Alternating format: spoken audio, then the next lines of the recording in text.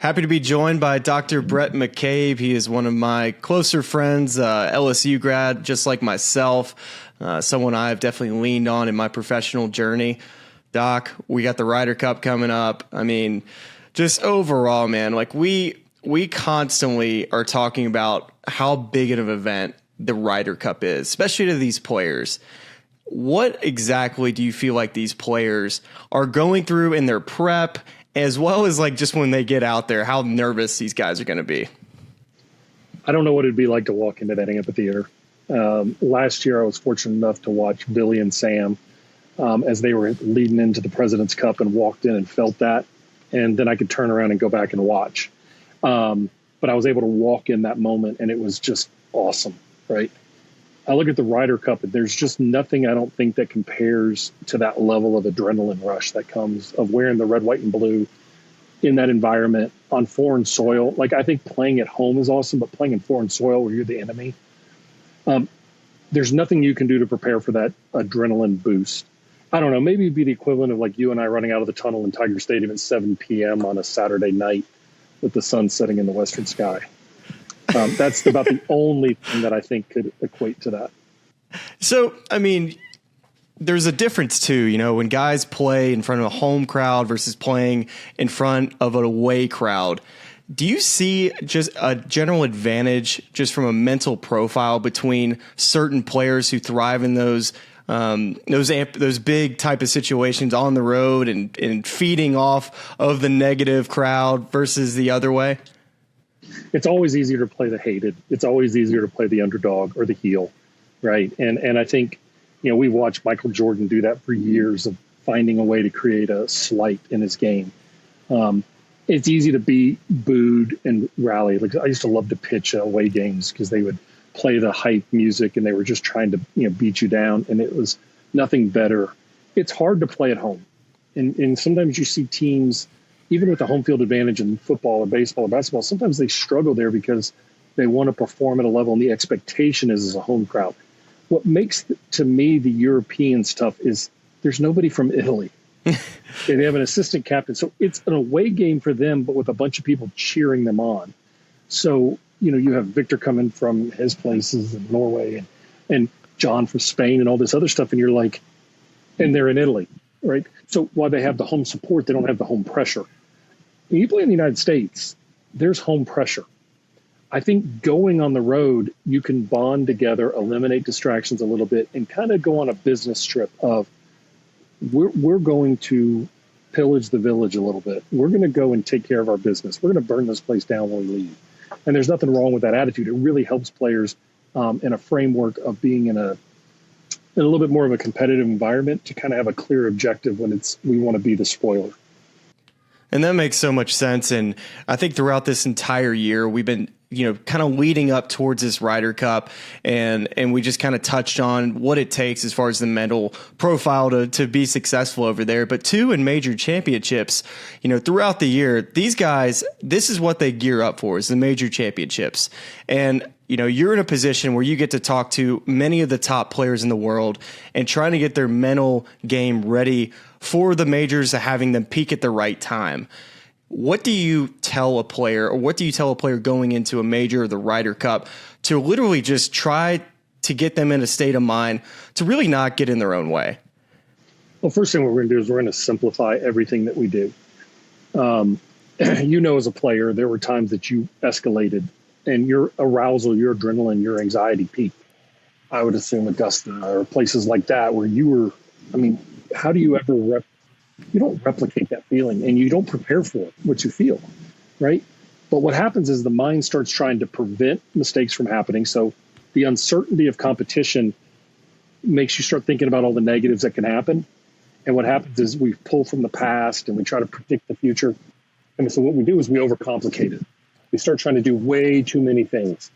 What I try to get a player to do before they go into any kind of sporting event that's a big event, and golf is, for instance, is how do we simplify it into the three things that we can do?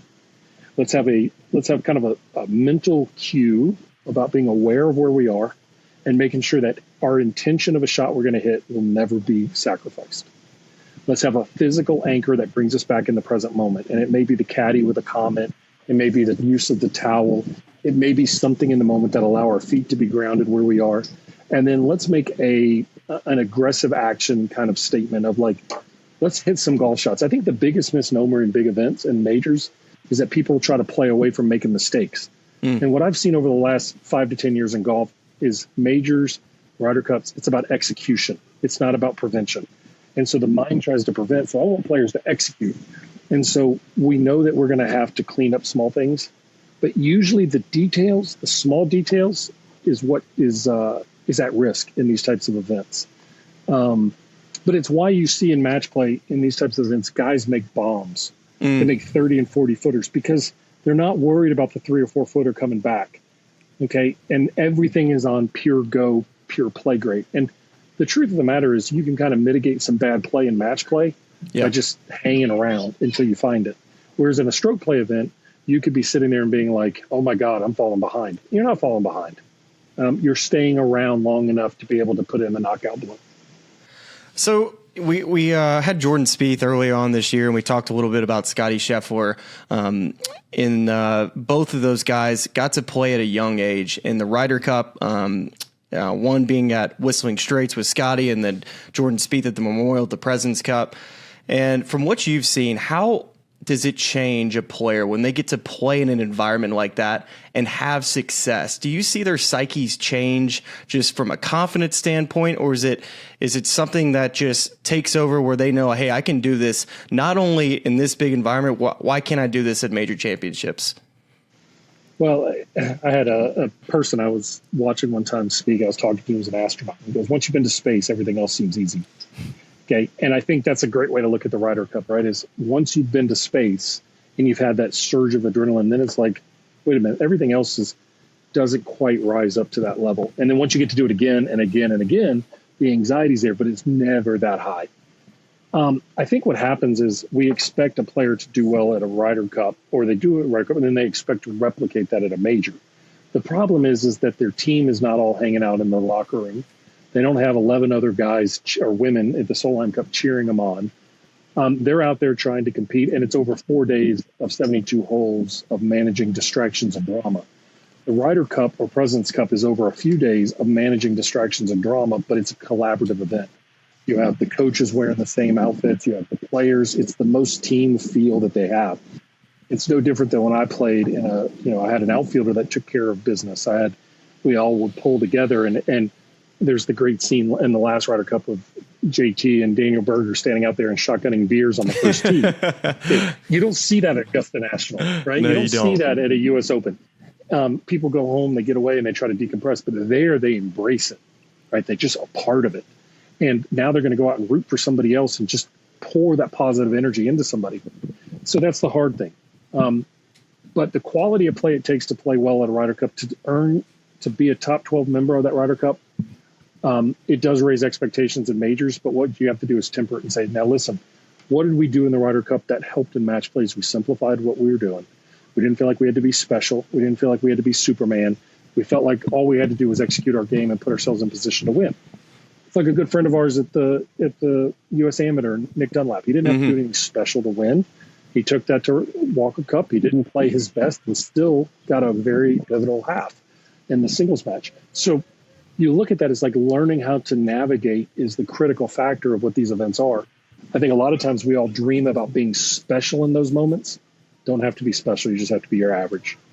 And when you and I worked together, one of the main things that you kept trying to drill into me is that you can't skip steps.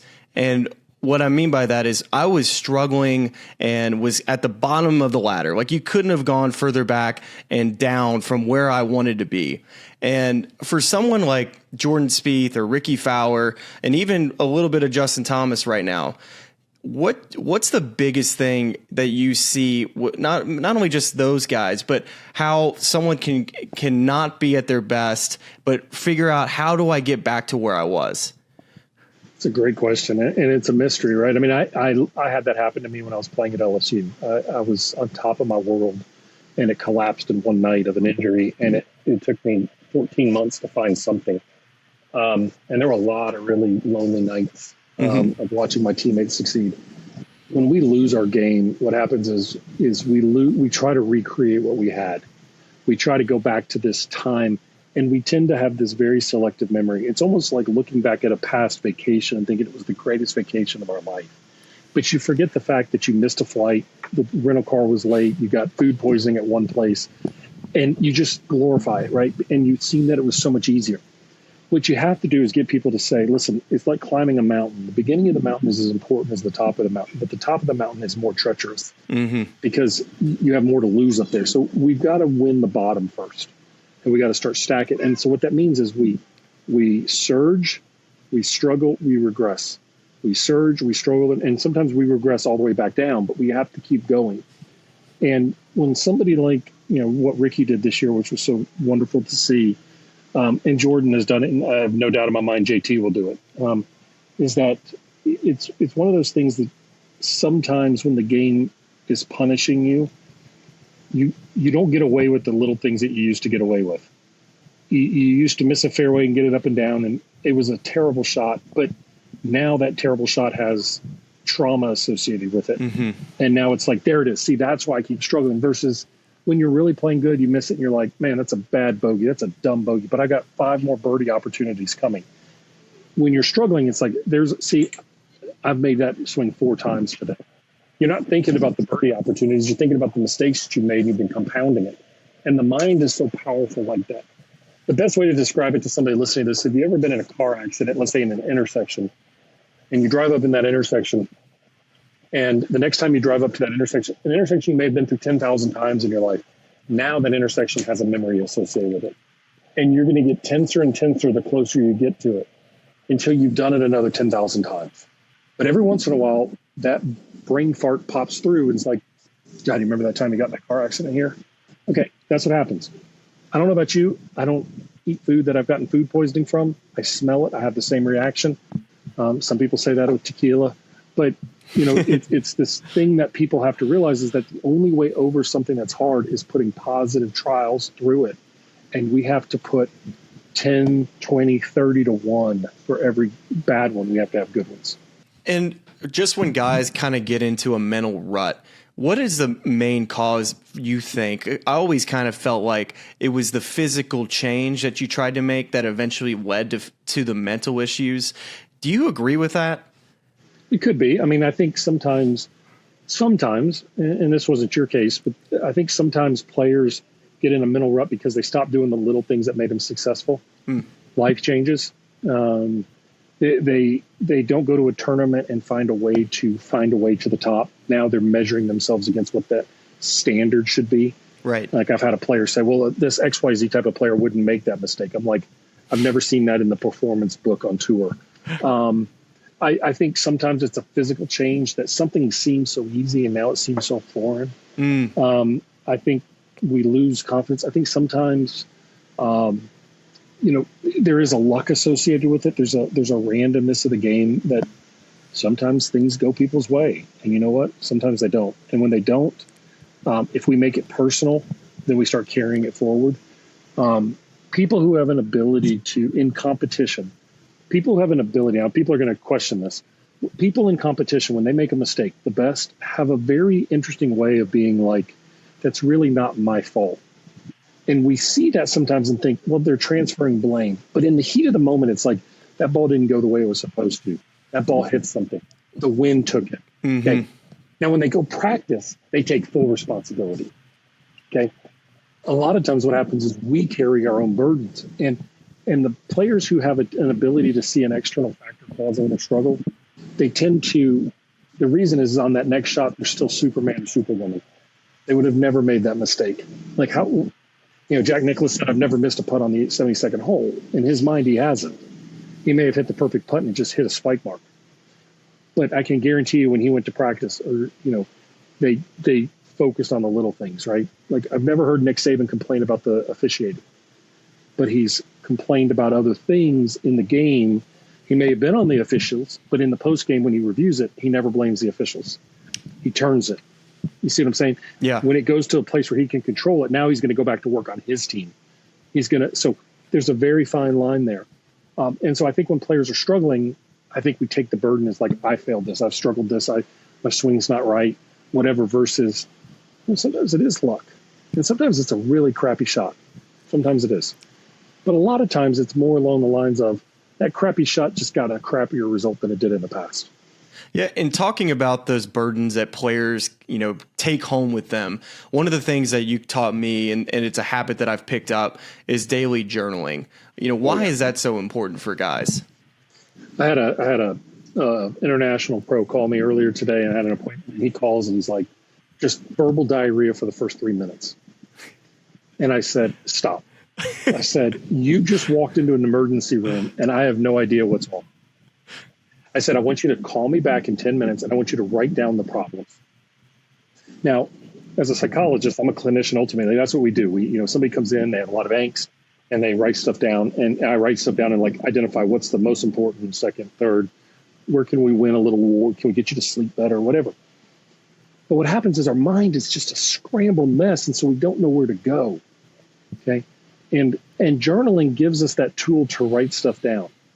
If you've ever had a hard time sleeping at night because your mind is racing about all the things you have to do the next day, and if you got up in the middle of the night and you wrote it down and you woke up the next morning, you're like, man, that was the stupidest little stuff I was worrying about. Like, take out the garbage. Yeah, I was going to take out the garbage. It took me a minute. But at 11:30 at night or 12 o'clock at night, you're like, I can't believe I haven't taken out the garbage. Because in the heat of the moment, so journaling allows that download to happen. And if people want to journal, the easiest way to do it is just kind of what happened today, what did you learn from it, and then what are we going to do tomorrow? And I find that is one of the best plans of objectives of having a game plan to do. Man, that's some really good advice, and definitely something I've picked up from you. And as we kind of get into this Ryder Cup, you definitely have some clients you've worked with a long time. And so I got to ask you this question as we wrap. If Jon Rahm is playing Sam Burns on singles on Sunday, who are we cheering for? I hope they all have a good time. I got to tell you, I got to, no, listen, USA, baby. And Jon would respect that. Okay? Yeah, I feel that. I got to tell you, I'm going to out Sam and Billy. So this year there was a kind of a high profile college baseball finale with LSU baseball and Florida baseball, right? And Billy's obviously a very proud Gator, and Sam Burns is obviously a very proud LSU Tiger. And so we were talking, and the first game was a great game. And I sent Billy this message. It was Sam on the thread. I was like, hey, go Tigers, whatever. Billy doesn't say anything back to me. Not a word. The next day, it's like they just trounce out. Oh, my God, it's so bad. Smart-ass answer from Billy. So the next day, I send this text message. I'm flying back from Vegas. I send this text message out. Hey, guys. And I'm trying to play like Switzerland here. And I'm like, hey, guys, I hope it's going to be a great game. It's going to be a great matchup. I hope Paul Skeens gets to pitch, whatever. I just hope it's a great game. And Sam goes, to hell with that. I hope we trounce their asses. Well, there you go. And it did. And it happened. And Billy just kind of laughed about it. But you know what? It's really cool to have three guys I've worked with four, actually, a little quietly, on the Ryder Cup. And I'm very honored by that. And I'll be rooting three on the American side and one on the other side. So how about that? Yeah, Brian Harman being the other one, and then the other we'll just keep to our mitts. Yep. But anyways, Doc, this is something I definitely want to do again. We didn't even touch so many other things that I want to talk about with you, and but this was a great start into what I feel like can be a fun little conversation as we continue on in this day of podcasting. I got to say this, man. You're a stud with a mic in your hands. You're a damn good professional golfer. But you have. I knew when I saw you at Southern Hills walking around with a hot dog and broadcasting, and I turned to you in a practice round and said, "You're pretty freaking good at this," and you are. And so keep it up. Keep telling the story. You are just another in the proud alums of LSU that are dominating the broadcasting ranks. Is Tommy Karam? That was the guy Tommy there. Karam, but I mean, let's look at him. You, Ryan Clark, Booger McFarland, Marcus Spears, Ben McDonald. I mean, who else? I mean, we got Peter Burns, a big Tiger. Peter Burns. I mean, yeah, there you go. Look at the domination coming from the purple and gold. Keep up the great work, brother. Thanks, Doc. Thank you, Doc. And we will definitely be in touch and give you a shout soon. Get on the course, too. Man. That's right. Let's do it. All right, bro.